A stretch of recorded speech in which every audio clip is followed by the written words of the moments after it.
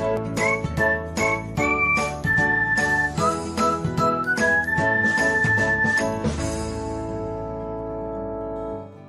everyone, welcome back to another episode of Technologyglance.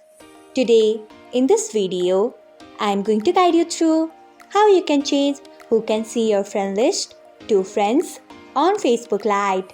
So, let's get started. Firstly, open Facebook Lite app in your device. Then tap on three lines icon. Next, tap on settings. After that, tap on how people find and contact you. Next, you can see the option of who can see your friend list. Tap on it. After that, you can see the option of friends. Tap on it. So, this is how you can change who can see your friends list to friends on Facebook Lite. Thanks for watching.